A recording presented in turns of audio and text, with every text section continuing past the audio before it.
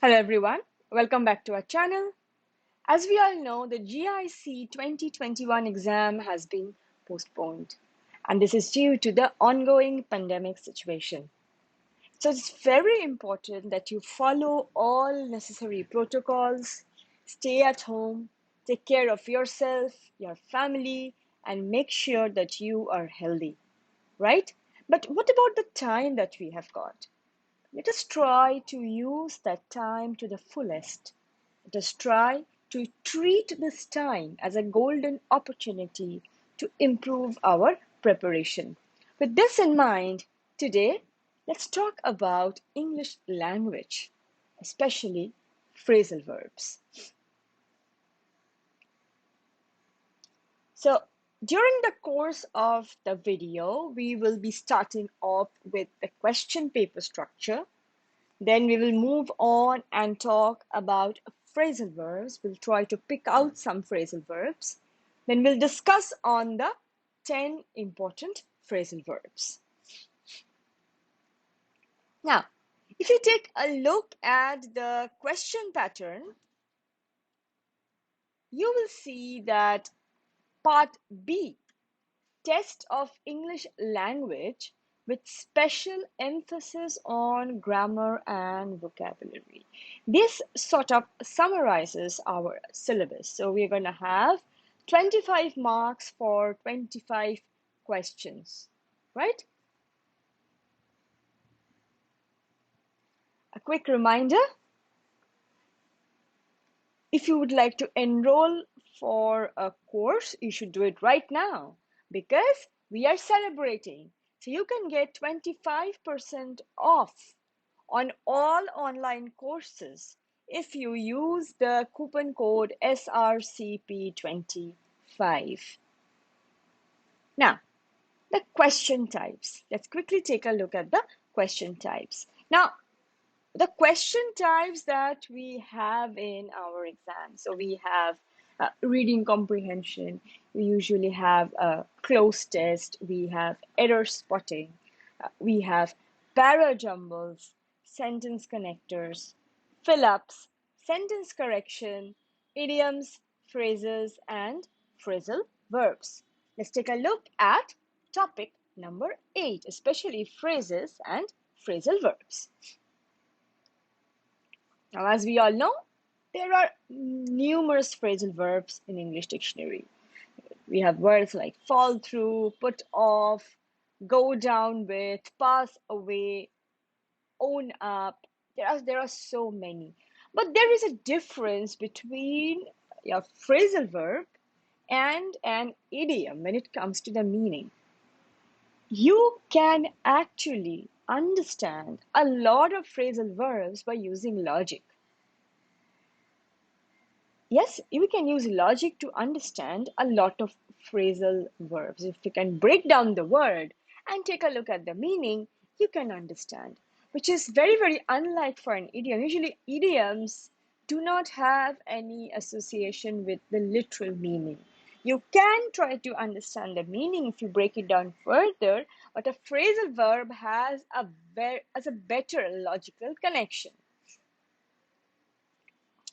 Since we are all stuck at home, let's try to think positive and let's look at some phrasal verbs related to travel, right? So there are many phrasal verbs related to travel. We have set off, we have get in, check in, drop off, take off, get off, speed up, look around, get on, get away, set out, and see off. But we're only going to look at 5 phrasal verbs related to travel. Now, these 5 phrasal verbs are very special because they themselves have many meanings. They have several meanings, right? So when you are taking a look at 5 phrasal verbs, you're basically getting to know 10 applications or 20 applications of each word, right? Let's take a look.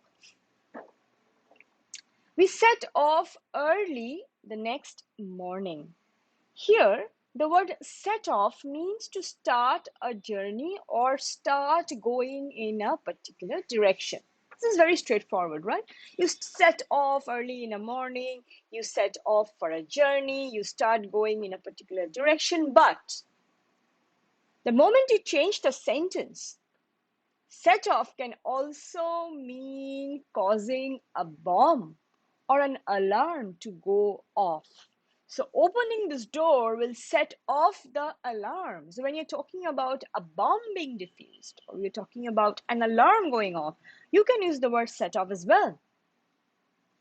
Next, another set off. Another meaning of the word set off is to cause a series of things to occur, right? Here, set off is talking about initiating a chain reaction. For example, the fear is that this could set off a chain reaction in other financial markets. Set off can also mean to cause someone to remember something and they start talking about it at length. So we're talking about human emotions. Setting off means triggering someone to such an extent that a person remembers something from his past and starts talking about it. For example, do not mention the football match. It will set off my brother and he will go on talking about it. Let's take a look at takeoff. Takeoff, like set off, also has several meanings. First meaning, the plane took off an hour late. So we are talking about the plane taking off, right? Okay. Now, take off also means to leave a place in hurry. If you change the sentence to something like this, when he saw me coming, he took off in the opposite direction. Maybe he didn't want to talk to me. He was avoiding the conversation, or he was avoiding me, maybe. So the moment he saw me coming, he took off in the opposite direction. Here, the meaning is to leave a place in a hurry. Take off can also mean spearheading or starting your career or to become successful in someone's career very quickly. So her singing career took off after her TV appearance. The TV appearance provided that support to her. Right? It was a launch pad. It helped her to take off her singing career. It took off, right? So it took off means to soar. It can also mean to become successful. So it's an upward climb, right? So in that way, you can associate with the first meaning, taking off. Taking off means a plane takes off. So if someone's career takes off, it's going on an upward climb. You can try to remember the meaning in that way. Next, take off means to remove your clothes or remove any piece of clothing or accessory that you are wearing. So it can be your boots, it can be your coat, it can be your hat. Okay, so he took off my red boots and made me sit by the fire. Right? Now, take off also has another meaning. Take off also means to take a leave from work. Yes, for example, I have decided to take a few days off next week. Here it means to have a period of time as a break from work. Now, what is happening? So, if you try to remember, if you're trying to learn one phrasal verb here, for example, you're actually learning 5 different applications suitable for 5 different contexts. This is in expanding your vocabulary, right? Our next word is get off. We got off straight after breakfast. Get off means to leave a place or start a journey. Something like set off. There's a similarity, right? Get off, set off. So you can try to remember these two words with each other as a pair, right? Now, get off can also mean to leave work with permission. For example, could you get off work early tomorrow? So can you leave your workplace early tomorrow? Maybe they have an appointment. The third application is, I couldn't get him off politics once he had started. This is something like setting someone off, right? So to stop somebody discussing particular subject or to make somebody do this. So when you're trying to get somebody to stop talking about something, I tried to get him off politics. I tried to get him to stop talking about politics, get him to stop discussing politics, but he went on doing this. The fourth application, he was lucky to get off with a small fine, which means to receive no or almost no punishment. So just got a minor punishment. He was lucky to get off with a small fine. Let's look at the next word, get away. Okay, the first application is, a police officer grabbed him, but he got away. Here it means to escape, to abscond, to run away. You can understand, get away, move away, right? So you can logically try to understand the word. If you break down the word, you will be able to make some meaning logically. Next one, on days like today, I just want to get away from it all. Yes, there's something going on in our minds right now, right? So with this situation getting worse every day, most of us would love to get away from this and go somewhere else, right? So it's sort of echoing our condition, our situation. So get away means to go somewhere different from where you live in order to have a rest or a holiday. It basically means to go on a vacation for rest, go for a holiday, right? Number three, we do not have any options. Unfortunately, that's the reason. The only way we can get a taste of it is by learning about phrasal verbs related to travel. Next one, the thieves got away with computer equipment worth rupees 30,000. Here, get away, you can associate with the first word, get away, because the first word means to run away. Here it means to steal and run away, right?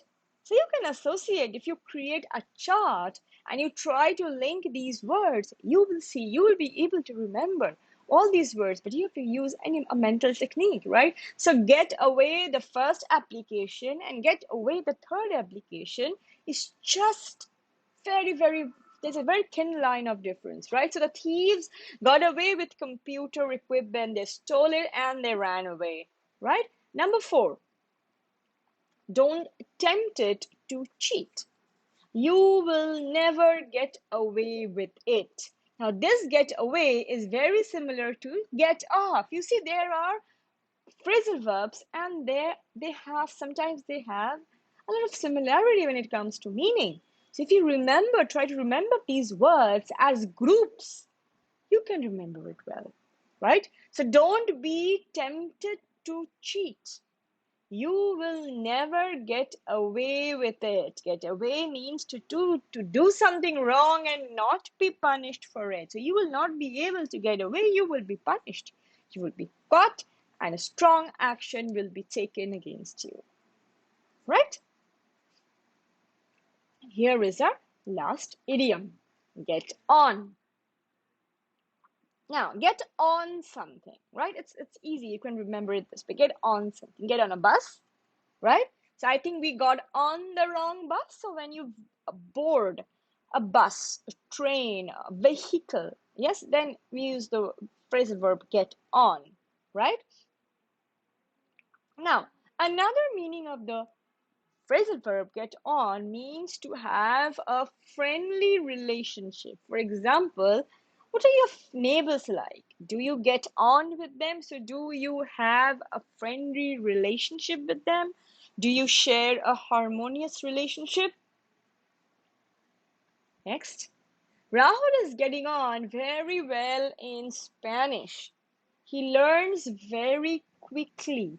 So here, getting on means to manage, or deal with a situation especially successfully. So when you're doing very well in a subject and you're managing a situation very well, right here the situation is that Rahul needs to learn Spanish.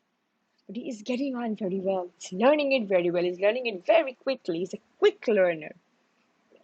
Next one, stop thinking about your past. You need to get on with your life. What does it mean? It means to move ahead in life.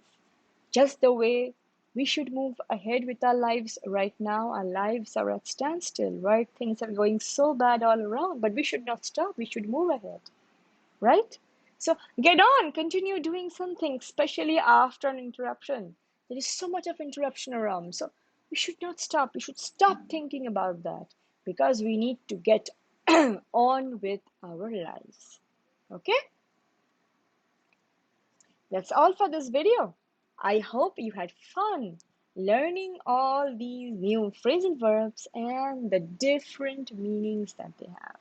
The word of phrasal verbs is very, very colorful and very, very interesting. They have so different types of meaning.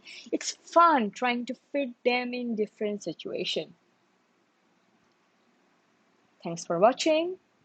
Stay tuned and we will be back very soon with another video. Thank you.